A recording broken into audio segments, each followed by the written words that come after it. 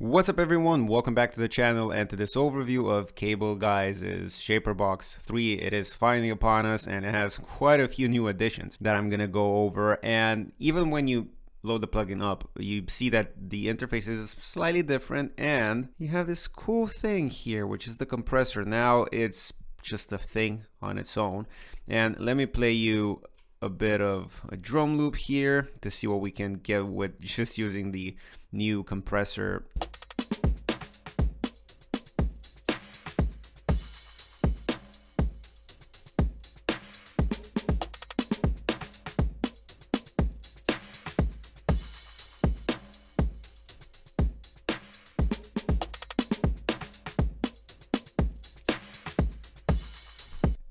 So you get a bit more attack, and we can even exaggerate this and get a really hard limiter style. It also has a new adaptive release and auto release. This offers a bit of more of an analog response in the sense that it is more program dependent. It's not as immediate and as number based as a regular digital compressor. Let's see what it does with this super high ratio.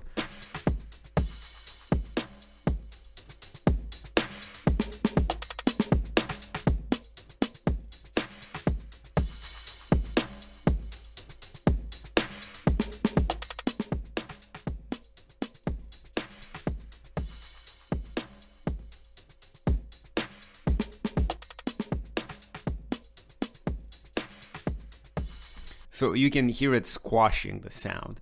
And the interesting thing here is, as with the other modules, it is a multi-band.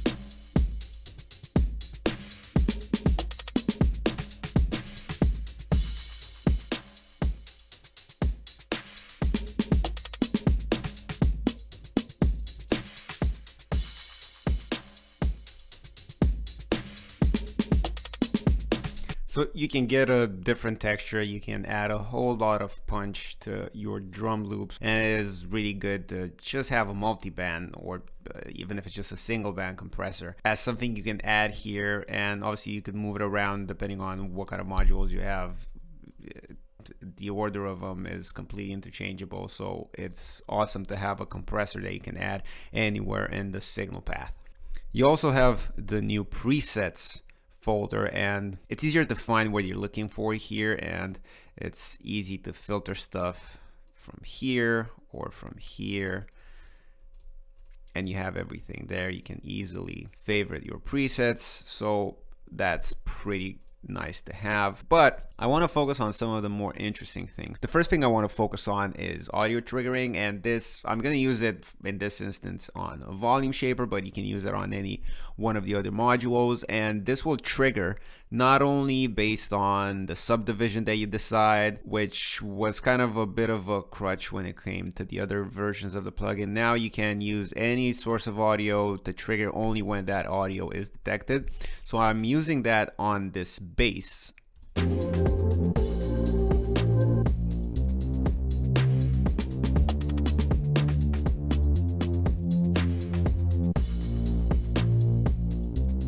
And you can see it engaging here. If I didn't have this engaged, then I had it to sync, which was kind of the normal way to do it.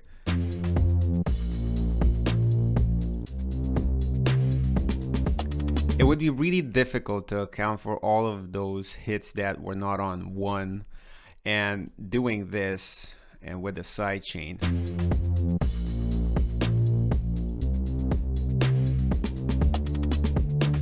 It doesn't really matter where they're placed.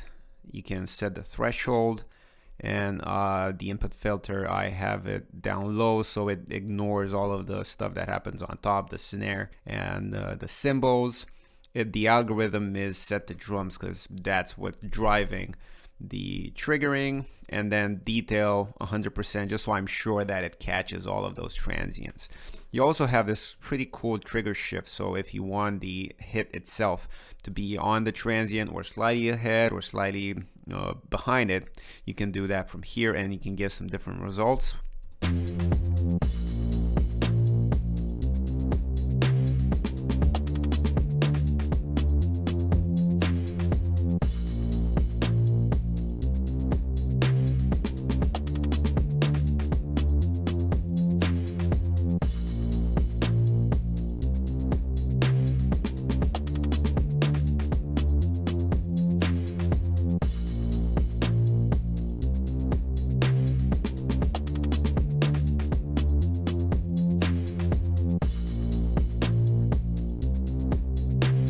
So this is a wonderful thing to have in something like a ducking plugin, because it doesn't really matter how complex the kick is in this instance. It is going to trigger it and it's going to duck exactly when that kick hits. Then you can be a bit more creative with it and apply it to a synth pad.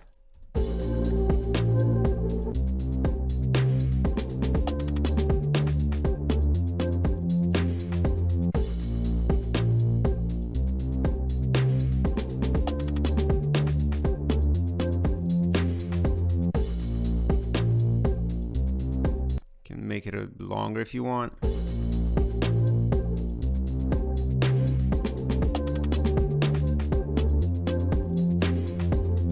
You can go even crazier with it with a threshold.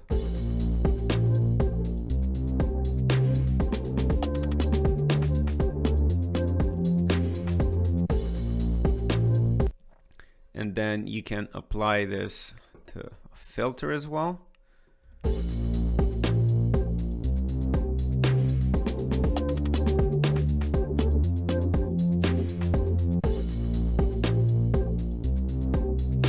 Add a bit of resonance.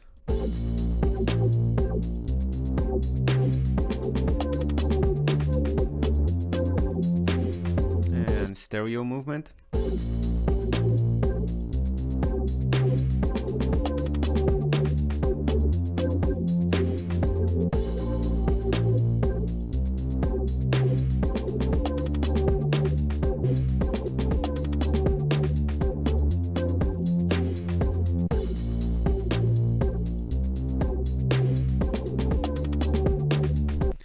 And that's awesome. Let me just play what we had before.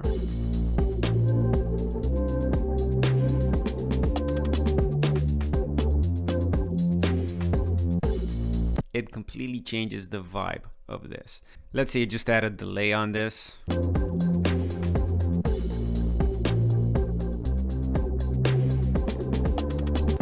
You create a different texture. So it's pretty amazing what you can do with just a couple of tweaks based on that audio triggering, which is amazing. Then kind of the new kid on the block is this liquid module, which is flanging and phasing. So you have these two algorithms here, the flanger and the phaser, and you can get some pretty insane things happening with this.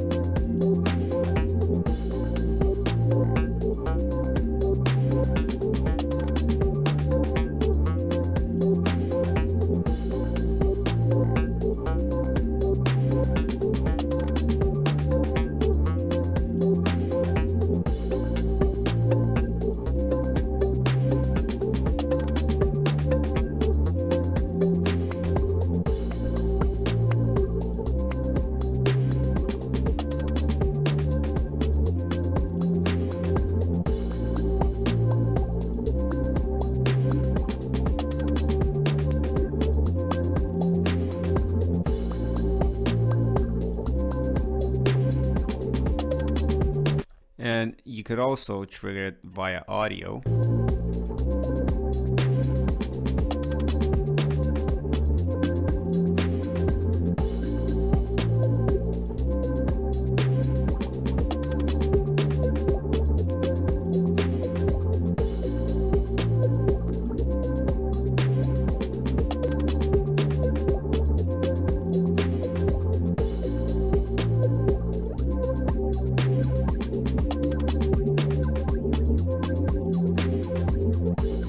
Which creates a different vibe. So depending on whether or not you want it to go through the cycle or just have it trigger on the individual hit, then you can easily do it. So this is just scratching the surface. You could add every one of these modules and it's gonna be affected in the same way by the audio triggering and everything along those lines. So obviously there's a lot of other new stuff happening in the background. It's now easier to draw your own LFOs and move things around, and that's kind of a given with a new iteration of a plugin like this. But the addition of the liquid module and something as amazing as the audio triggering here, it just makes this plugin an invaluable tool in mixing and especially in sound design. And you can make something sound completely different, not only by going through all of the various presets that the plugin comes with, but by experimenting and literally just turning one single knob and adding one LFO to the whole thing. It just makes it different. And obviously when it comes to ducking, it's super easy to have your kick or even the entire drum kit duck everything. You can add it to a synth, a bass, whatever. You can add it to a vocal shop. The possibilities are pretty much endless, and I'm extremely excited whenever Cableguys come up with a new plugin, and whenever that new plugin is the newest iteration of their ShaperBox. That's kind of the pinnacle of my enthusiasm, because I know there's going to be so much amazing stuff added, and it's just going to make the entire process of using this better, faster, and all of that is then going to be translated into your own workflow. So definitely give ShaperBox a go, download the demo, check it out. Let me know in the comments below what you think about ShaperBox and Cableguys plugins in general, and I'll see you next time. Thanks a lot for watching.